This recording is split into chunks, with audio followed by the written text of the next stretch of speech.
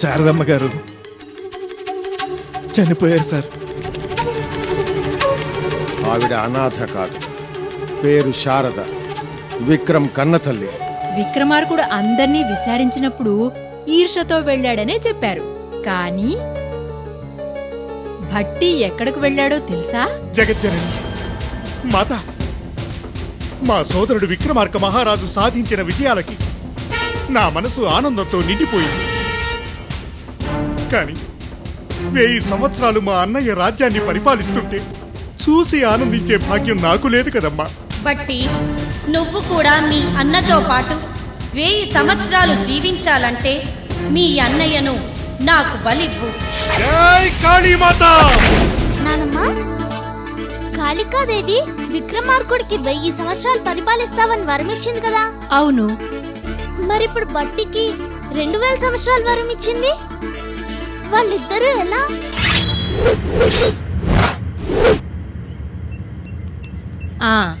ఇప్పుడు మనం ఎక్కడున్నాం? గెస్ట్ హౌస్ లో. బాడవా, అది కాదురా, కథలో మనం ఎక్కడున్నాం? కాళికాదేవి వరంతో 1000 సంవత్సరాలు పరిపాలిస్తున్నప్పుడు బట్టి చాలా తెలివిగా దాన్ని 2000 సంవత్సరాలు పరిపాలించడానికి వరం సంపాదించాడు. సింహాసనం మీద కూర్చుని భూమండలాన్ని పరిపాలిస్తున్న విక్రమార్క మహారాజుని కవులు, ఋషులు, మంత్రులు, సామంతులు, ఇతర దేశ రాజులు అభినందిస్తున్నారు. నానమ్మా, ఇతర దేశాల రాజుల ఈ భూమండలం మొత్తానికి విక్రమార్క మహారాజే కదా చక్రవర్తి. ఇంకా ఇతర దేశాలేంటి? ఇతర దేశాలంటే ఇప్పుడు మన India, China, America, Russia, Japan, Germany, ఇంగ్లాండుల్లాగా ఆ రోజుల్లో మగధ, విదర్భ, పాంచాల, కోసల లాంటి దేశాలుండేవి. ఆ దేశాలను పాలించే ప్రభువులు విక్రమార్కుడి ఆంక్షలను పాటిస్తూ ఆయనకు సామంతులుగా ఉండేవాళ్లు. భట్టి సహకారంతో ప్రజారంజకమైన పరిపాలన సాగిస్తూ తీరిక సమయాల్లో లలిత కళలను ప్రోత్సహించేవాడు.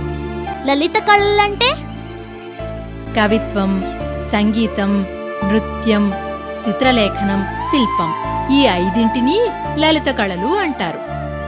విక్రమార్కుడి ఆస్థానంలో కవులు, గాయకులు, నాట్యకారులు, చిత్రకారులు, శిల్పులు ఉండేవారు. వారు తమ తమ కళలని అద్భుతమైన రీతిలో ప్రదర్శించి విక్రమార్కుడి దగ్గర నుంచి ఖరీదైన బహుమతులు సంపాదించేవారు. ఈ జరుగుతున్నదంతా గమనిస్తున్న 32 సాలభంజికల్లోని ఒక సాలభంజిక తన పక్కనున్న సాలభంజికతో పాపం అంది.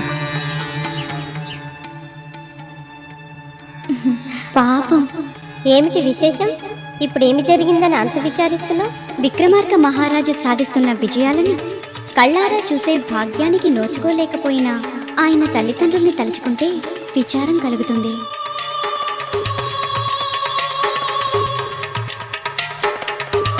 విక్రమార్క మహారాజు కాళీమాతని మెప్పించి మణిమయ రత్న ఖచిత వీర ఖడ్గాన్ని సంపాదించాడు. ఇంద్రాది దేవతలని మెప్పించి మన 32 సాలభంజికలతో కూడిన మణిమయ రత్న ఖచిత సింహాసనాన్ని బహుమతిగా పొందాడు. 1000 సంవత్సరాల ఆయుర్దాయాన్ని వరంగా పొందిన కన్న కొడుకు వైభవాన్ని చూసే అదృష్టం చంద్రవర్ణుడికి, చిత్రరేఖకి లేకుండా పోయింది. ఏమిటి విశేషం? ఈరోజు చంద్రవర్ణుని తలుచుకుంటూ అంత బాధను వ్యక్తపరుస్తున్నావు? విక్రమార్క మహారాజు తండ్రిగారైన చంద్రవర్ణుడు ఎంత గొప్పవాడో తెలుసా? పుట్టుకతోనే బ్రాహ్మణుడైన వేదాంగాలు, సకల పురాణాలు అభ్యసించిన మేధావి, మంత్రతంత్ర శాస్త్రాలలో పరిపూర్ణ నిష్ణాతుడు. అంతేకాదు, ఒకే ముహూర్తంలో ఒకే వేదిక పైన 4 వర్గాలకి చెందిన 4 కన్యల్ని వివాహమాడినవాడు చంద్రవర్ణుడు. అలాంటి తండ్రి, 4 తల్లుల్ని కలిగి ఉన్న విక్రమార్క మహారాజుకి వాళ్ళ ఆశీర్వాదం పొందాలని ఉండదా?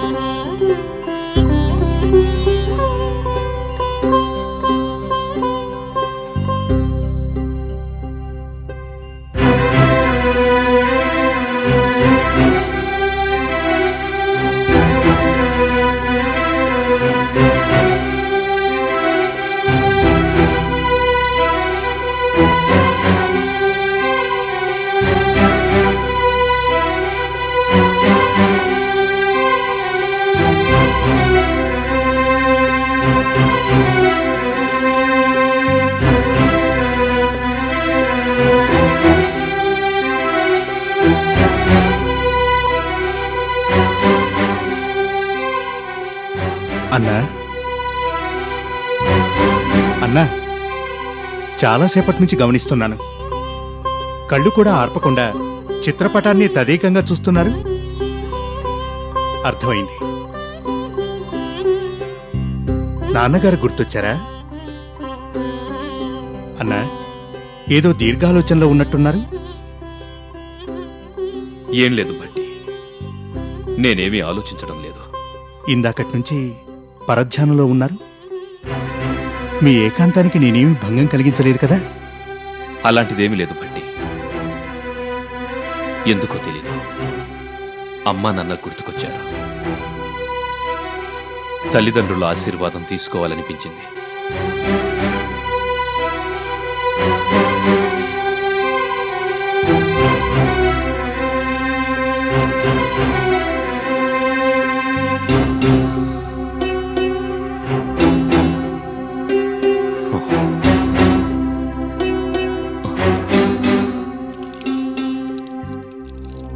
కుమారా,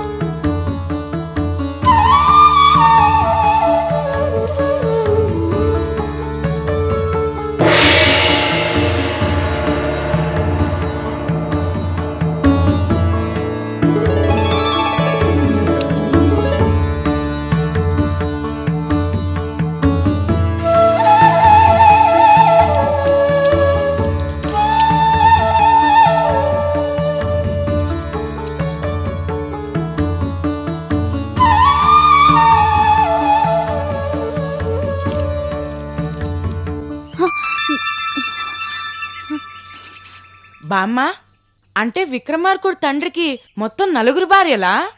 అవును సాగర్. చంద్రవర్ణుడు 4 పెళ్లి చేసుకున్నాడు. 4 కొడుకులకి తండ్రి కూడా అయ్యాడు. 4 కొడుకులా? బామ్మ, బట్టి విక్రమార్కుడు కాకుండా ఇంకా 2 కొడుకులున్నారా? అంటే విక్రమార్క మహారాజ్కి మొత్తం 3 తమ్ముళ్ళా? కాదు, ఒకే తమ్ముడు. నానమ్మ, అర్థమయ్యేటట్టు చెప్పు. స్నేహ, విక్రమార్కుడికి 2 అన్నయ్యలు, 1 తమ్ముడు. వల్లభుడు భర్తృహరి, విక్రమార్కుడు భట్టి. నానమ్మ, వల్లభుడు భర్తృహరి గురించి నువ్వు మాకు చెప్పలేదే. వాళ్ళు కూడా విక్రమార్కుడిలాగే మహారాజులయ్యారా? లేదు, సన్యాసం స్వీకరించి అడవులకు వెళ్ళిపోయారు. విక్రమార్కుడు రాజు కాగా భట్టి ఆయనకి తోడుగా ప్రధానమంత్రిగా ఉండిపోయాడు. నానమ్మ, చంద్రవర్ణుడు ఎందుకు 4 పెళ్లి చేసుకున్నాడు? అది ఓ పెద్ద కథ. చెప్పు నానమ్మ. బామ్మ, చెప్తాను.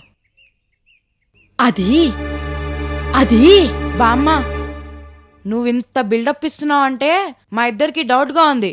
రేపు చెప్తావా? కరెక్ట్, రేపు చెప్తాను.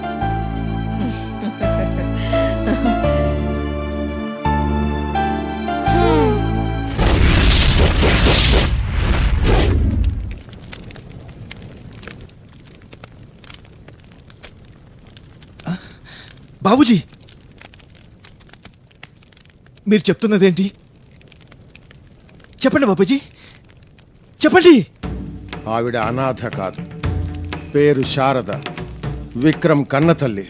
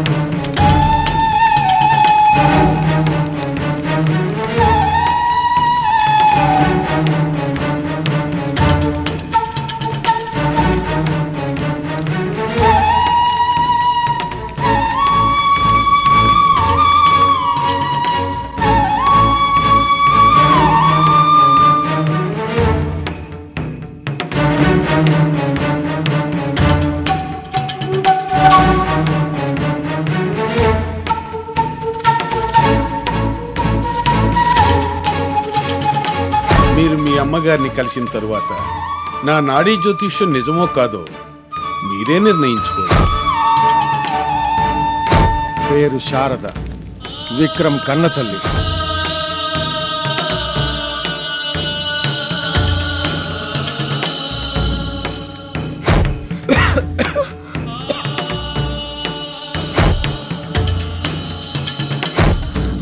విక్రమ్, విక్రమ్, విక్రమ్.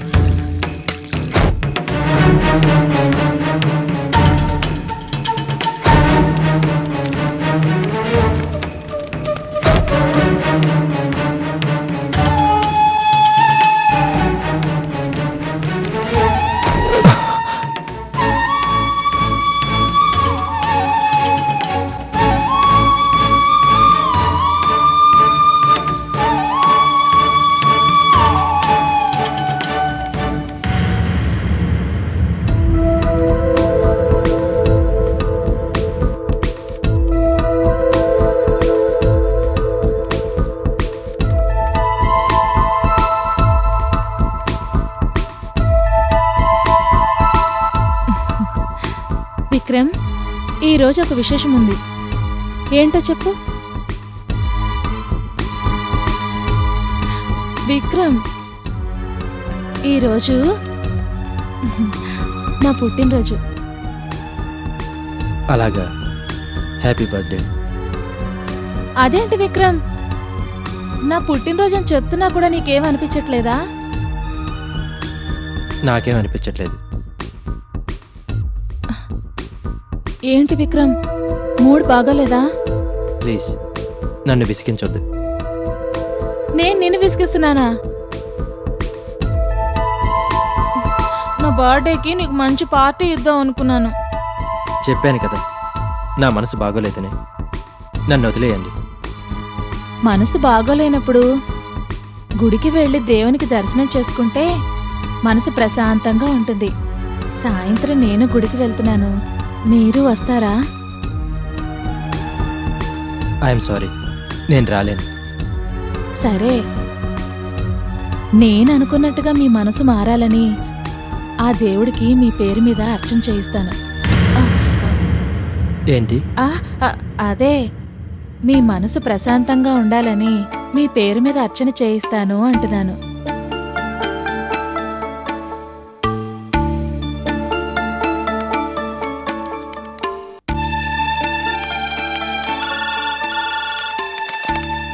హలో,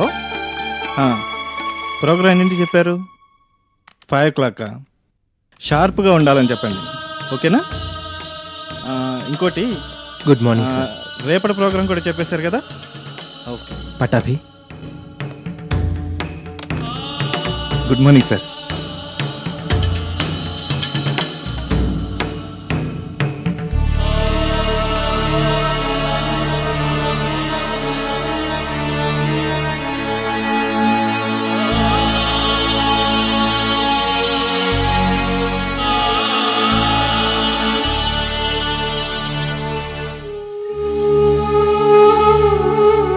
విక్రమ్, పట్టాభి,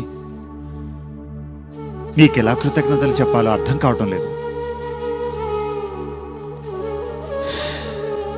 శారదమ్మ ఏ ఇంటి ఆడపడుచు మా ఇంట్లో కన్ను మూసింది.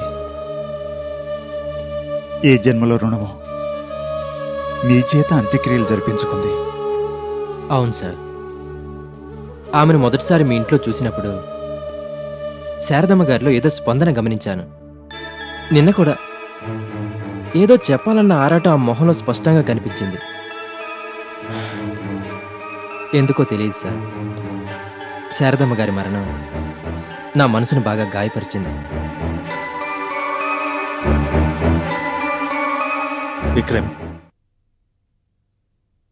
నీ మనసు బాధపడటంలో అర్థం ఉంది. ఎందుకంటే శారదమ్మ గారు ఎవరో కాదు, నీ కన్న తల్లి.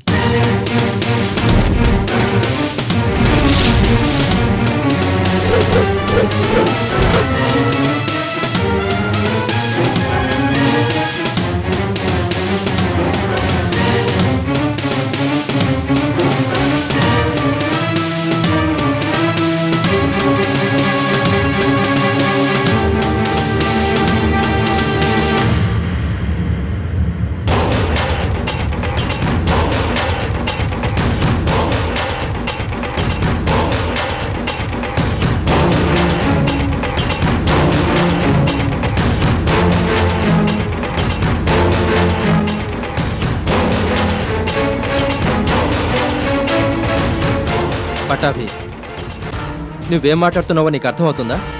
అన్నీ తెలిసే మాట్లాడుతున్నాను. పట్టాభి, శారదమ్మే విక్రమ్ కన్న తల్లని నీకెలా తెలుసు?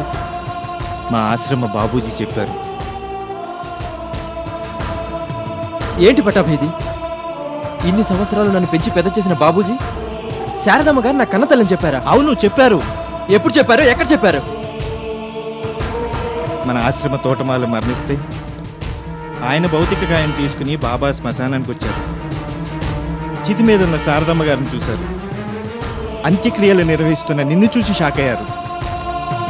నీకు తెలియకుండానే మీ అమ్మకి కర్మకాండ చేయడం చూసి విధి విచిత్రం అన్నారు. నిజమేనేమో పట్టాభి, జరిగిందంతా వింటుంటే తాళపత్రాల జోస్యం నిజం అనిపిస్తుంది కదూ? అక్షరాల నిజం సార్. అబద్ధం. సార్, ఏదో కాకతాళీయంగా ఒక సంఘటన జరుగుండొచ్చు. అంత మాత్రం చేత తాళపత్ర గ్రంథాల్లో రాసింది, శాస్త్రి గారు చెప్పింది నిజం నమ్మే పరిస్థితిలో నేను లేను. సార్, కొన్ని నిజాలను జీర్ణించుకోవడానికి కొంత సమయం పడుతుంది. ప్రస్తుతం విక్రమ్ పరిస్థితి కూడా అలాగే ఉంది.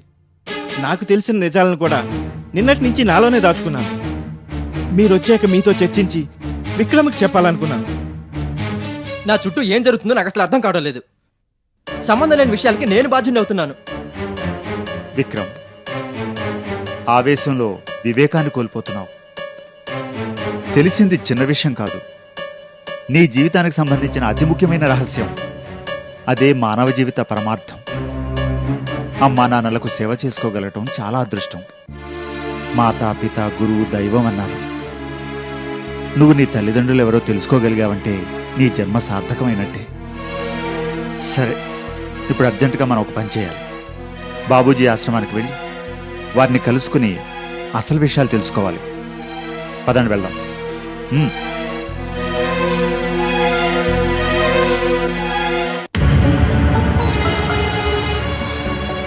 ఏంటి వీళ్ళు మాట్లాడుకుంటున్నారు? అంతా అయోమయంగా ఉందే.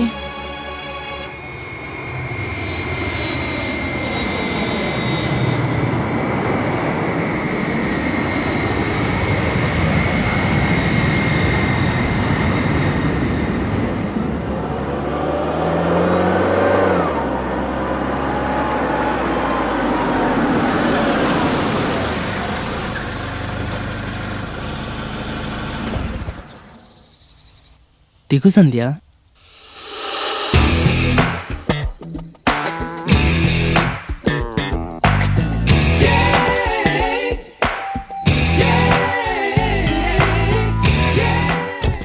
సంధ్య, ఎంత పెద్దదాని అయిపోయావే. చిన్నప్పుడెప్పుడో చూశాను. బాగున్నావా? ఏమిటమ్మా, ఏం మాట్లాడవేమిటి? ఏరా, నువ్వేమన్నా అన్నావా? అమ్మా, ఎయిర్పోర్ట్ నుండి ఇక్కడ దాకా నేను వెయ్యని క్వశ్చనే లేదు, ఒక్కదానికి ఆన్సర్ లేదు. ఇదిగో ఇలాగే ఉంది. ఏమైందమ్మా? సరే పద, ఇంట్లోకి వెళ్ళి మాట్లాడుకుందాం.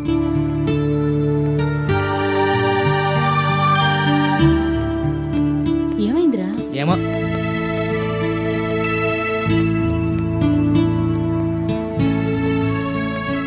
కూర్చోమ్మా.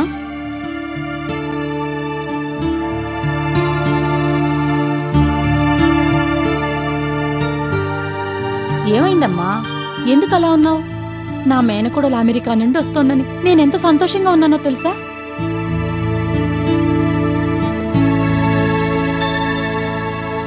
చెప్పమ్మా, ఏమైంది? నాన్నగారు రాలేదేమిటి? నాన్నగారికి ఏమన్నా?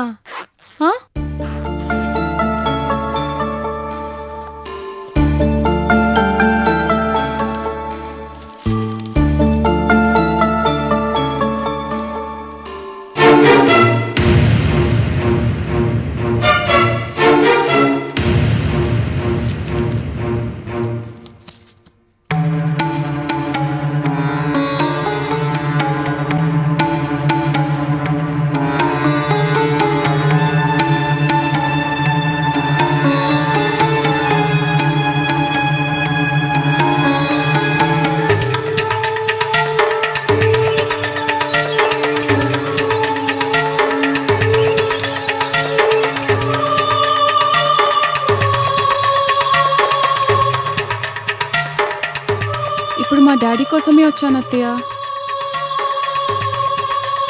The great archaeology professor Jagadish Chandrabose garu ఇప్పుడు ఏ అడవుల్లో ఉన్నారేమో. ఆయన ఇప్పుడు ఎక్కడున్నారో తెలుసుకోవడం కోసమే నేను అమెరికా నుంచి వచ్చాను.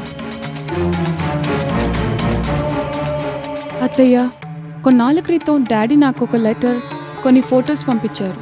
అందులో ఆయన నాగావళి హిల్స్లో ఉన్నట్టు రాశారు. ఏమిటో సంధ్య, ఆయన చాదస్తవం మరేమిటో తెలియదు. విక్రమార్క మహారాజు కత్తి సింహాసనం గురించి పరిశోధన చేస్తున్నాను అంటారు. వయసు పైపడుతున్నా వాటి కోసం కొండలు గుట్టలు తిరుగుతూనే ఉంటారు. అత్తయ్య, ఆఖరిసారిగా డాడీ దగ్గర నుంచి ఒక SMS వచ్చింది. Please save me, I'm at Nagavali hills అని పంపించారు.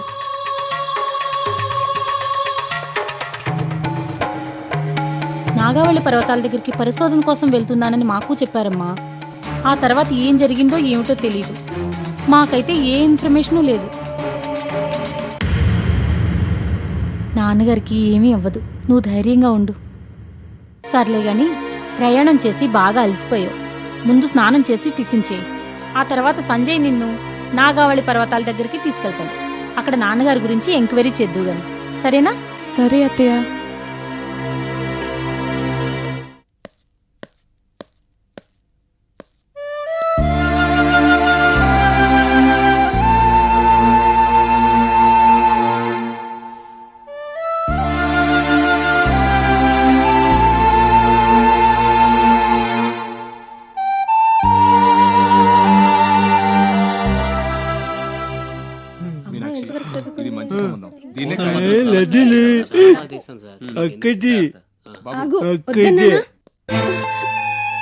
వద్దు, నేను పెళ్లి చేసుకోను. మిత్ర, బాధపడద్దు. అవతల పెళ్లి వాళ్ళు వెయిట్ చేస్తున్నారు. నువ్వు కాసేపు తల వంచుకునుంటే చాలు. వద్దు, నా వల్ల కాదు. ఈ పెళ్లి నాకు ఇష్టం లేదు. ఈ మాట మీ మావయ్య ఉన్నాడంటే నిన్ను చిత్రవత్ చేస్తాడు. ఈ బాధలు పడే కంటే ఆ చిత్రవదులతో చచ్చిపోవడం మేలు. చచ్చి ఏం సాధిస్తావు? బ్రతకుండి ఏం సాధిస్తున్నాను? మావయ్య చేతిలో చిత్రహింసలు అనుభవిస్తూ జీవితాంతం ఇలాంటి నరకంలో బ్రతకడం కన్నా చావడం మేలు. నేను చచ్చిపోతాను. అయిపోయింది, 2 నిమిషాలు వచ్చేస్తున్నావు. మిత్ర, నా మాట విను. ఈ సమస్యకి పరిష్కారం చావు కాదు. నీకిష్టం ఉన్నా లేకపోయినా కాసేపు తల వంచుకుని ఉన్నావంటే చాలు. ఆ తర్వాత ఏం చేయాలనేది మనం ఆలోచిద్దాం. మనం ఆలోచించుకునే లోపు నా జీవితం నాశనం అయిపోతుంది. ఏం కాదు, ఇప్పుడు మనకు కావాల్సింది సహనం. మీ మావయ్యతో అనవసరంగా గొడవ పడద్దు, అర్థమైందా? ఏమైంది? ఏంటి లేటు? అయిపోయింది, వచ్చేస్తున్నాం. ప్లీజ్ మిత్ర, ఈ ఒక్కసారికి నా మాట విని పద వెళదాం. ముఖం చూడు ఎలా డల్గా ఉందో. కన్నీళ్లు తుడుచుకుని నవ్వుతూ వెళ్ళాలి. పద.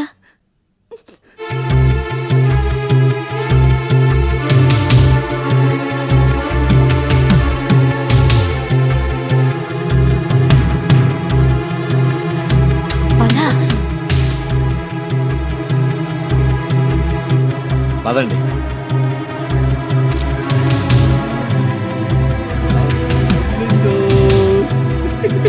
నాకు పెళ్ళిందా అమ్మా? లడ్డూలు, ఒక లడ్డు కావాలి. నాకు లడ్డూలు కావాలి.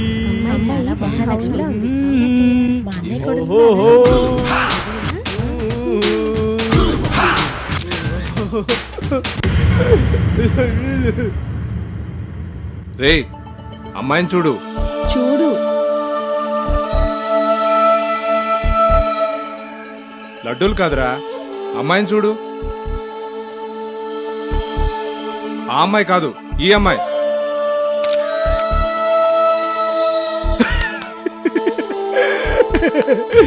అమ్మాయి బాగుంది. అమ్మాయి నాకు నచ్చింది. పెళ్లి చేయండి. నన్ను పెళ్లి చేసుకుంటుంది. అమ్మాయి బాగుంది. పెళ్లి చేసుకుంటుంది. నాకు పెళ్ళంట.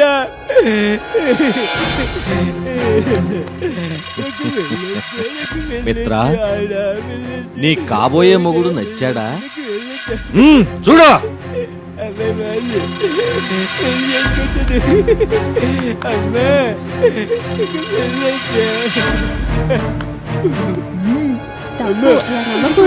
సైలెంట్ గా ఉండు. ఇలా చేయకూడదు. వాళ్ళని తీరా ఫోటో. లడ్డూలు కాదు.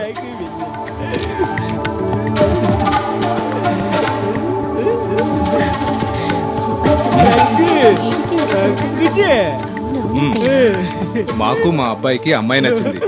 ముహూర్తాలు పెట్టించండి.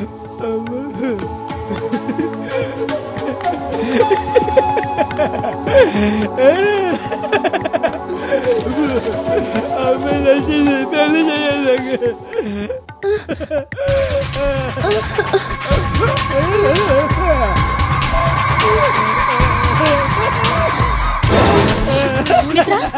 మిత్ర, పడిపోయింది. పెళ్లి చేయాలి. ఇటు మిత్ర మిత్ర ఒకసారి చూడు ఇటు. ఏ పెళ్లి కొడక, నీ అందానికి మా మిత్ర కళ్ళు తిరిగి పడిపోయింది. ఇక కాపురం ఎలా చేస్తావేమో. ఏయ్ పడిపోయాక ఫోటో తీస్తావేంట్రా? వెళ్ళా. మిత్ర మిత్ర ఏయ్ దాన్ని పైకి తీసుకెళ్లి గదిలో పడుకోబెట్టండి. వెళ్ళండి. అలాగే. కామ్గా ఉండు, చెప్తే వినవే. వస్తామండి. మంచిదండి. అలాగేనమ్మా. ఏ పెళ్లి కొడక, పెళ్లికి రెడీగా ఉండు.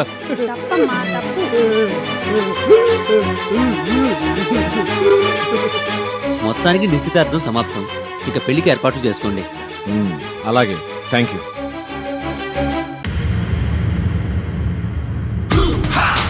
వస్తాను. ఓకే.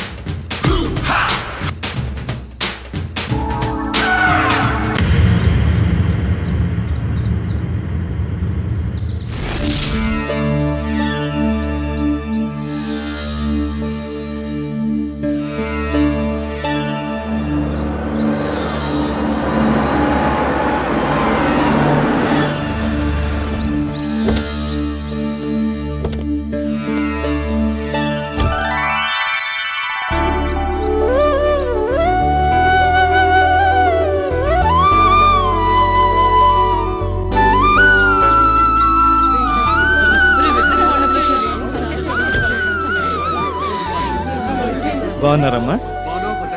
ఈ స్వీట్స్. హాయ్, ఎలా చదువుతున్నావు? బాగా చదువుతున్నా?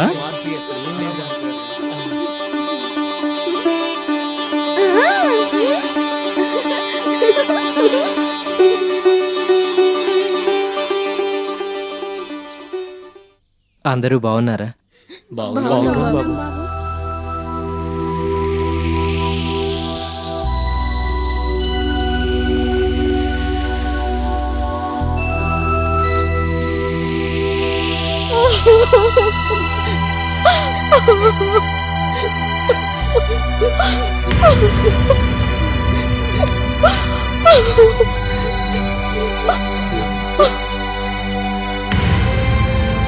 విశాఖపట్నం నుంచి రామారావు గారు 10,000 రూపాయలు. ఏలూరు నుంచి ఏమిటమ్మా? ఏమిటి స్వీట్? ఏమిటి ఏమిటి విశేషం? ఎక్కడికమ్మా? ఎక్కడికి? పద చూద్దాం. ఏమిటో ఉండమ్మా, వస్తున్నా. ఏమిటమ్మా నీ హడావిడి?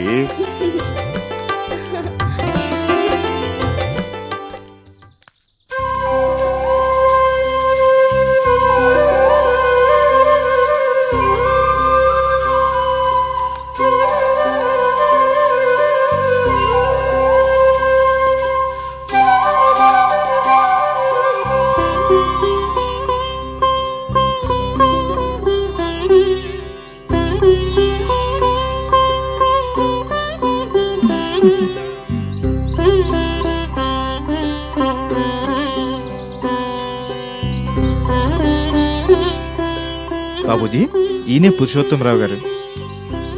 నమస్కారం బాబూజీ. నమస్కారం. ఈవిడ సరస్వతి అని మా ఆశ్రమం మేనేజర్. నమస్కారం. నమస్కారం అమ్మా. బాబూజీ, నేను మీతో కొంచెం మాట్లాడాలి. అలాగే, పదండి.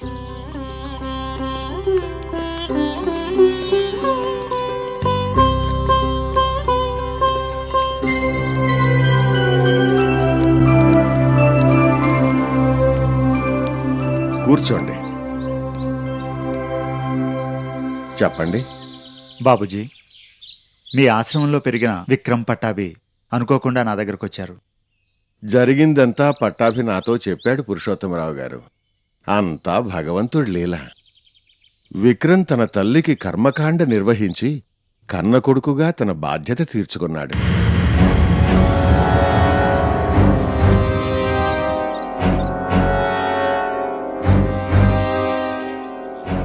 బాబూజీ, శారదమ్మ విక్రమ్ కన్నతల్లని మీకు ఖచ్చితంగా తెలుసా?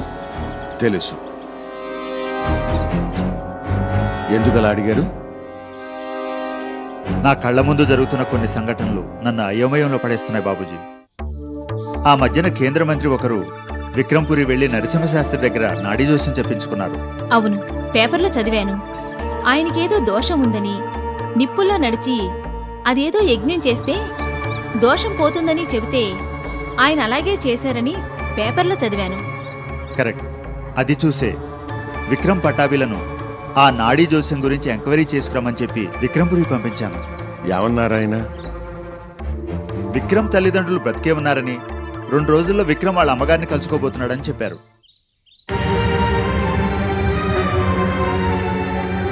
నిజంగా? అంటే నరసింహశాస్త్రి గారు చెప్పిన జోస్యం నిజమైందా? అవును బాబుజీ. శారదమ్మ విక్రమ్ కన్నతల్లి అని మీకు ఖచ్చితంగా తెలుసా అని అడిగింది. అందుకే అర్థమైంది పురుషోత్తమరావు గారు. విక్రమ్కి 1 ఏడాది వయసున్నప్పుడు సంక్రాంతి రోజున వాళ్ళమ్మ ఆశ్రమంలో వదిలి వెళ్ళిపోయింది. అప్పుడు మీరు ఆవిడని చూసారా? లేదు, అప్పుడు చూడలేదు. ఆవిడ ఎవరూ గమనించకుండా రహస్యంగా వచ్చి వెడుతుండేదిట. వచ్చినప్పుడల్లా విక్రమ్ని పక్కకు తీసుకువెళ్లి బిస్కెట్లు చాక్లెట్లు ఇప్పించా. 4 ఏళ్ల వయసులో అదే సంక్రాంతి రోజున